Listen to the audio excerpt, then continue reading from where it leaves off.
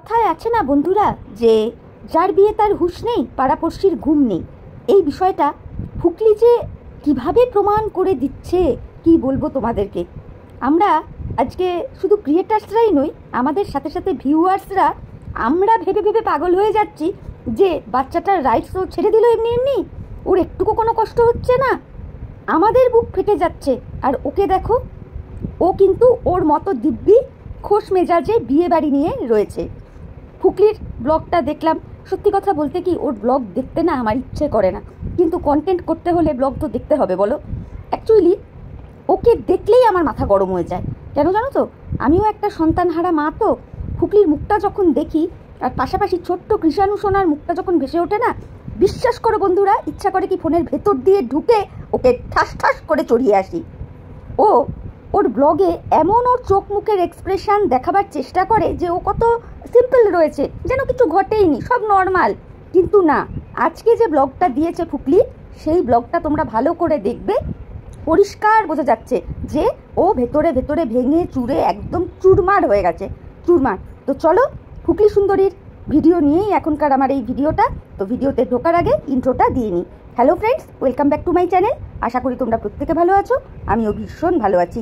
আমি চলে এলাম নতুন একটা ভিডিওর সাথে। ফুকলি আজকে তার ভিডিও টাইটেল দিয়েছে বিয়ে বাড়ি এসে সবকিছু পাল্টে গেল। আরে শালা, তোর নিজের লাইফটা উলট পালট হয়ে গেল।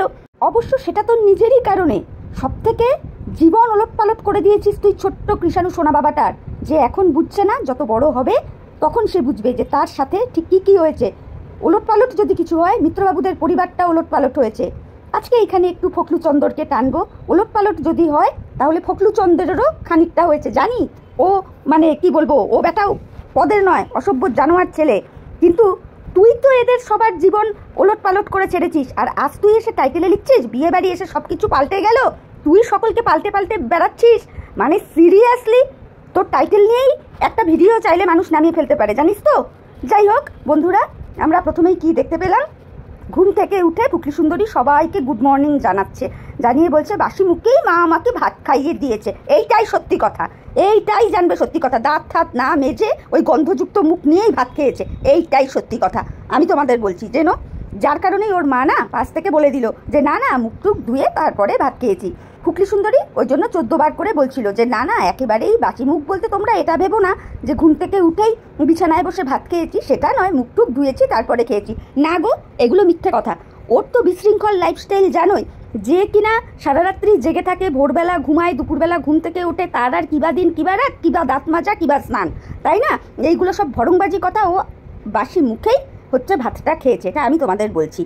এরপরে আমরা কি দেখতে পেলাম, ওর ঠাকুমা পর্দাতে হাত মুছছে, আবার বড় মুখ করে বলছে যে দেখো এইগুলো জিনিস আমাদের বাড়িতে আগে বাচ্চারা করতো, এখন বড়রাও করে, মা শুধু দাদাকেই বকা দেয়, মানে হদুল কুতকুতকে। তোদের বাড়িতে বাচ্চাটা কে আছে রে? কোনো বাচ্চাই তো নেই, সবাই তো তোরা আদ্দা আমরা। আর তুই নিজেকে ছোট কচি খুকি ভাবিস নাকি? হ্যাঁ, ওই তো পুষ্পিতা আন্টি যে ভিডিওটা করেছে, তোর বয়স ক্যালকুলেশন করে বার করে দিয়েছে, মোটামুটি 30+ কাছাকাছি বয়স। 16 বছর মাধ্যমিক আর 18 বছরে যদি উচ্চ মাধ্যমিক দিয়ে থাকিস, নিচে ক্যালকুলেশন করে নিস। সুতরাং অত না নিজেকে বাচ্চা সাজাবি না, বুঝতে পেরেছিস তো? বয়স প্রত্যেকেরই হবে, বয়স লুকিয়ে কী হবে, তাই নয় কি? যাই হোক, যেটা বলছিলাম, তা ফুকলি সুন্দরী কি বলছে, মা শুধু দাদাকে বকা দেয় আর এখন ঠাম্মিকে বলছে। তা গেল এটা। তারপরে আমরা কি দেখতে পেলাম, ফুকলি সুন্দরী বলছে বিয়ে বাড়ি যাবে, তো কে কে যাবে? বৌদি, দাদা আর ফুকলি সুন্দরী আর ঠাম্মি। বৌদি, দাদা আর ঠাম্মি ওরা চলে যাবে মামা বাড়ি, আর হোতল কুতকুত ওদেরকে শিয়ালদা অবধি ছেড়ে দিয়ে সে দক্ষিণেশ্বর যেই ভাড়ার কাজটা আর কি করে টোটোর, সেই জায়গায় চলে যাবে। তারপর আমরা কি দেখতে পেলাম বন্ধুরা, দেখতে পেলাম যথারীতি তারা বেরিয়ে পড়েছে, অর্থাৎ ফুকলি সুন্দরী, ফুকলি সুন্দরীর ঠাম্মি, ফুকলি সুন্দরীর বৌদি আর হলো হোতল কুতকুত। তো ওরা শিয়ালদা যাচ্ছে। আর আগেই তো বললাম যে শিয়ালদা অবধি ওর দাদা ওদেরকে তুলে দিতে যাচ্ছে। আমি শুধু ভাবছি বন্ধুরা, শিয়ালদায় গিয়ে যখন টিকিট কাটলো, সেই টিকিটটুকুও ফুকলি সুন্দরীকেই কাটতে হলো, মানে ওইটুকুনি টিকিট কাটার মুরদও হদুল কুতকুতের নেই গো। ছি ছি ছি ছি ছি ছি ছি, হদুল কুতকুত তুমি এত খারাপ, ছি। দেখতে পেলাম যে আগের থেকেই ট্রেনের মধ্যে উঠে হদল কুতকুত, ওর ঠাম্মি আর হদল কুতকুতের বউ বসে রয়েছে, আর ফুকলি টিকিট হাতে নিয়ে উঠলো, আবার হাতে টিকিট গুজে দিচ্ছে হদল কুতকুতের, এই নে এটা তোর টিকিট, আর বাকিগুলো বাকিরা নিয়ে নাও। আশ্চর্য না, এতটুকু লজ্জাবোধ এদের আছে, সামান্য লোকাল ট্রেনের টিকিটটুকু নিজেরা কাটতে পারিস না, সেটাও ফুকলি সুন্দরীর ঘাড় ভেঙে।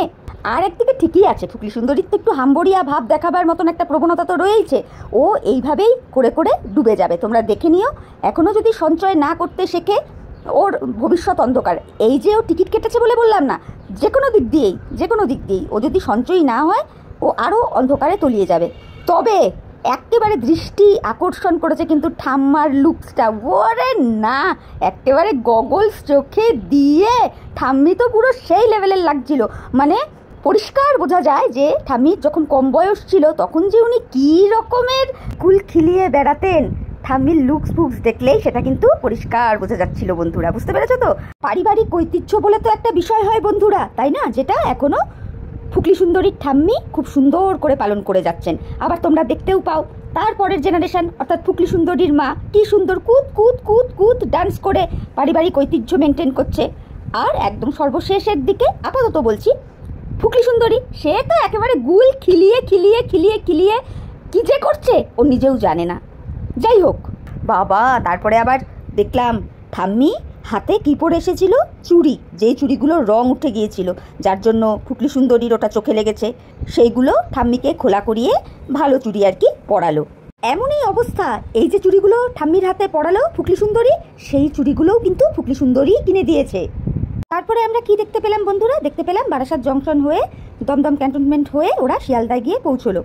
তোমরা একবার চিন্তা করে দেখো, ফুকলি কি বলল, ওর দাদা অর্থাৎ হদল কুতকুত দুটো ব্যাগ নিয়েছে, ওর বৌদি একটা ছোট্টখাট্টো প্লাস্টিকের মতন ব্যাগ দেখলাম হাতে, আর ফুকলির হাতেই এক গাদা ব্যাগ, সাথে ঠাম্মিকে ধরে ধরে নিয়ে যাচ্ছে। কেন পারতো না হদল কুতকুত ঠাম্মিকে হাত ধরে পার করে দিতে? শিয়ালদা স্টেশন যতটা ভিড়ভাট্টা থাকে, সেইখানে ওই রকম একটা বয়স্ক মানুষকে দিয়েছে ফুকলি সুন্দরীর হেফাজতে। কেন রে, তুই বেটা একটা আদ্দামরা, তুই বরং দুটো ব্যাগ হাতে নিয়ে ঠাম্মিকে সামলে নিয়ে বেরোতে পারলি না? মানে এতটা অসভ্য। আসলে কি এগুলো ব্যাপার কি জানো তো, ফুকলি সুন্দরী এখন তাদের বাড়িতে তো রয়েছে, যতটা পারা যায় ফুকলি সুন্দরীকে ইউজ করে নাও, এইটা হচ্ছে এদের মেন্টালিটি। আবার এটাও হতে পারতো ফুকলি সুন্দরীর যে বৌদি, তার হাতে তো এমন কিছু ভারী সারি কিছু তো ব্যাগ ছিল না, সেও তো ঠাম্মি হাতটা ধরে পার করতে পারতো, তাই না? আর ঠাম্মি যথেষ্ট শক্তপোক্ত আছে, ফুকলি সুন্দরী যতটা দেখাচ্ছিল যে হাত ধরে পার করছি, না হলে ঠাম্মি যেতে কষ্ট হবে, ততটাও না। আমরা দেখেছি চলন্ত বাসে কেমন কোমর দুলিয়ে ঠাম্মি তোমার নাচন কদন করেছিল, আবার হয়তো আগামীতে দেখতে পাবো বিয়ে বাড়িতেও নাচন কদন করবে। সুতরাং অতটাও ঠাম্মিকে নতুপতু ভিউয়ার্সদের সামনে দেখাবার চেষ্টা করো না ফুকলি সুন্দরী, বুঝতে পেরেছো? যাই হোক, এরপর আমরা কি দেখতে পেলাম, ফুকলি সুন্দরীরা আবার একটা ট্রেনে উঠলো, মানে লোকাল ট্রেনে, কৃষ্ণনগর লোকালে উঠেছে। যথারীতি ট্রেনে করে ও 14 বারই বলছিল পৌঁছে গেছি মামাবাড়ির জায়গায় পৌঁছে গেছি, বেশ কথা। এইবার কথা হচ্ছে, ট্রেন থেকে তো নামলো, নেমে দেখতে পেলাম ফুকলি সুন্দরী বেশ এক ভার চা নিল, তার ঠাম্মিও বসে খাচ্ছে, তার বৌদিও খাচ্ছে, আর এই সমস্ত জিনিসটাই কিলো গিয়ে ফুকলি সুন্দরীর পয়সায়। কি আশ্চর্য অদ্ভুত বিষয়, তাই না? যাই হোক, মাঝখানে অবশ্য একবার দেখতে পেয়েছিলাম যে ফুকলি সুন্দরীর বৌদি 2 গ্লাস ওই কোনো জুস ফুস ফুকলি সুন্দরী আর হয়তো ঠাম্মি তাদের জন্য কিনে এনে দিয়েছিল, এটাই দেখেছি। কিন্তু জানি না এই পয়সাটাও ফুকলি সুন্দরীর ছিল কিনা, বলা যায় না, এদের কোনো বিশ্বাস নেই। যাই হোক, এরপর ফুকলি সুন্দরী কৃষ্ণনগর স্টেশনে চা ফা খেয়ে কী বলছে যে সে বাড়িতে ফোন করেছে, মানে তার মামা বাড়িতে ফোন করেছে, তার ভাই আসছে নিতে। তারপরে দেখতে পেলাম যে তার ভাই এসে টোটো করে ওদেরকে নিয়ে যাচ্ছে। যদিও ফুকলি সুন্দরীর ভাইকে কিন্তু ক্যামেরায় আমরা একবারও দেখতে পেলাম না। আসলে ফুকলি সুন্দরীর ক্যামেরায় আসতে চাইলে তো দেখাবে, আসতেই তো চায় না, সেই জন্যই হয়তো আমরা দেখতে পাইনি। তারপরে আমরা কি দেখলাম বন্ধুরা, ফুকলি সুন্দরী মিষ্টি কিনতে নেমেছে, মানে মিষ্টি কেনাটাও ফুকলি সুন্দরীর ঘাড় ভেঙে। তোমরা চিন্তা করে দেখো, এদের ফ্যামিলিটা যে ওয়ান পাইস ফাদার মাদার, সেটা একদম পরিষ্কার। সেই জায়গায় ফুকলি কি করে এইরকম হাত খোলা হয়ে গেল বুঝতে পারছি না। অবশ্য এখন ওর কিছু করার নেই, ওকে করতেই হবে ওর বাপের বাড়ির ফ্যামিলির জন্য, মানে মাথার ছাদ যদি রাখতে চায়, না হলেই তো পেছনে লাথি খাবে। যার জন্য দেখতে পেলাম ও মিষ্টি ফিষ্টি কিনলো। যেখানে ওর ঠাম্মি রয়েছে, কর্তব্য তো ওনার ছিল মিষ্টিটা কেনার, বয়োজ্যেষ্ঠ মানুষ হিসাবে, গার্জিয়ান হিসাবে, তাই নয় কি? ছি ছি ছি ছি ছি, ঠাম্মি সুন্দরী তুমি এত খারাপ। যাই হোক, তারপরে কি দেখতে পেলাম, ফুকলি সুন্দরীরা যথারীতি তার মামা বাড়িতে এসে পৌঁছেছে। এরপর ফুকলি সুন্দরী মামাবাড়ির ঘরটা দেখিয়ে কি বলছে যে ঘরের লুকস পুরো চেঞ্জ হয়ে গেছে, না হলে অন্য সবাই ভাববে আবার কোথায় এলো। তাহলে চিন্তা করে দেখ তোর দশাটা কি, চিন্তা করে দেখ। কি বলবো আর, মানে তোর মুখের কথা মানুষ যে আর বিশ্বাস করতে চায় না, তুই নিজেও এক প্রকার বুঝে গেছিস, জেনে গেছিস, আর ওই জন্য তোকে বলে দিতে হচ্ছে যেটা আমার মামাবাড়ির ঘর। দেখো এখন পুরো লুকসটাই চেঞ্জ হয়ে গেছে, আমি আমার মামাবাড়িতেই এসছি, অন্য কোথাও নেই।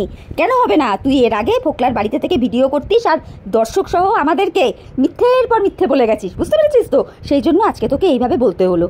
একটা জিনিস খেয়াল করেছো বন্ধুরা, ফুকলি সুন্দরী প্রথম যখন মামাবাড়িতে ঢুকলো, একটা মানুষকে দেখতে পেলে ফুকলি সুন্দরীর ক্যামেরাতে? পাশে একটা মেয়ে দাঁড়িয়েছিল, জানি না ওকে, তাকেও দেখলাম যে ভালো মতো ক্যামেরায় মুখটা দেখালো না, মানে সেও এক ঝলক দেখিয়ে তার মুখটা সরিয়ে নিল, এইরকম একটা ব্যাপার। আর কিছুই মামাবাড়িতে দেখাতে পারলো না। তারপরেই ফুকলি সুন্দরী কি বললো যে এখন আমি আর ঠাম্মি বেরিয়েছি, পিসির বাড়ি যাচ্ছি। তাহলে এই যে ঠাম্মি ফুকলি সুন্দরীর মামাবাড়িতে এসে একটুখানি যে থাকবে, একটু যে সেই বাড়িতে টাইম স্পেন্ড করবে, সেইটুকু ধৈর্যও ওনার নেই। উনি কোথায় ছুটলেন? উনি ছুটলেন ওনার মেয়ের বাড়িতে, বুঝতে পেরেছো তো?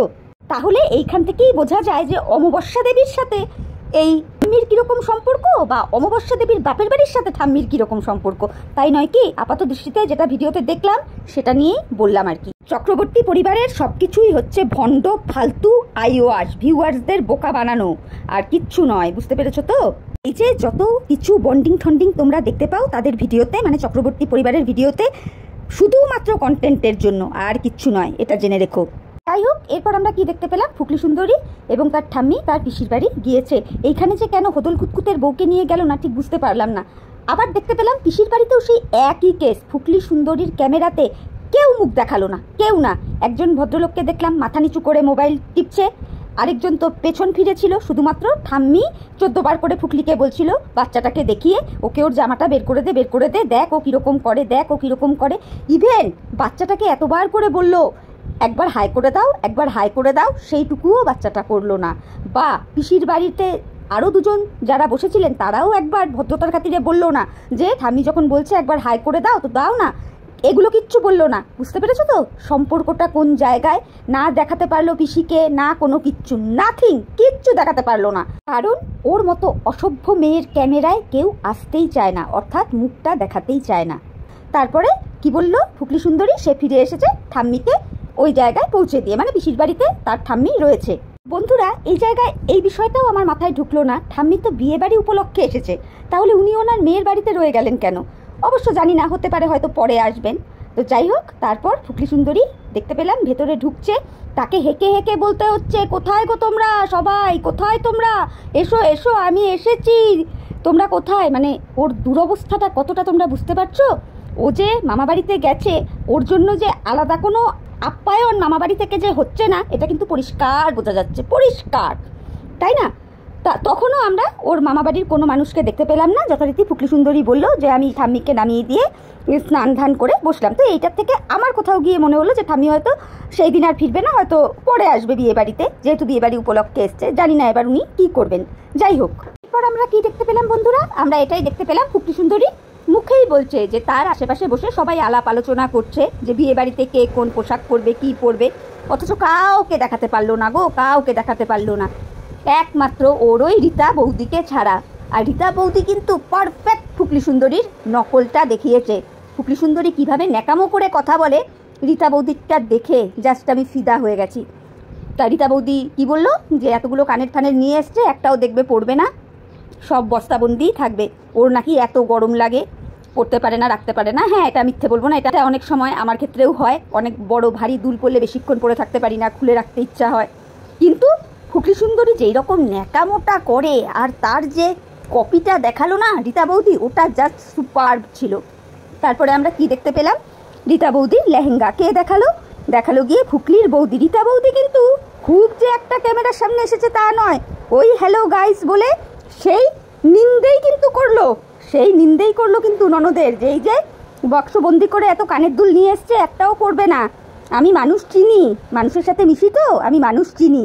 তা যাই হোক, দেখলাম এইগুলো, কিন্তু আশ্চর্যর থেকে আশ্চর্য হয়ে গেলাম, ভিডিওটার শুরু থেকে শেষ অবধি কোথাও মামা মামিকে পরিষ্কারভাবে দেখতে পেলাম না। তোমরা আশ্চর্য হয়েছো না বন্ধুরা? হ্যাঁ হ্যাঁ, আমি জানি তোমরাও আশ্চর্য হয়েছো। তারপরে আমরা কি দেখতে পেলাম বন্ধুরা? ফুকলি সুন্দরীর ভাই যে শার্টটা পরেছে সেটা নিয়ে খুব ওরা আর কি মজা হল্লার করছে আর কি। আবার বলছে বাপি লাহিড়ির মতন গয়নাগাটি পরে নিলে একদম সেই রকমই লাগবে। একটা জিনিস খেয়াল করেছো, প্রথমে কিন্তু ক্যামেরাটা জুম করা ছিল।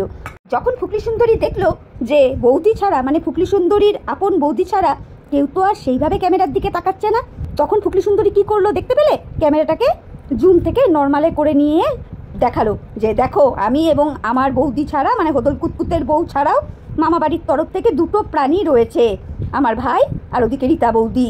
বুঝতে পেরেছো ফুকলির দুরবস্থাটা কতটা ওর মামা বাড়িতে? এখন আমার তো মনে হচ্ছে ওর ঠাম্মি যে ওর পিসির বাড়িতে গিয়ে রয়েছে না, কেন রয়েছে জানো? নাতনি এত কেলোর কীর্তি চতুর্দিকে করে বেরিয়েছে, এমনকি এখনও করে যাচ্ছে। কালকেও আরসের ভিডিওর থেকে একটা শুনতে পেলাম।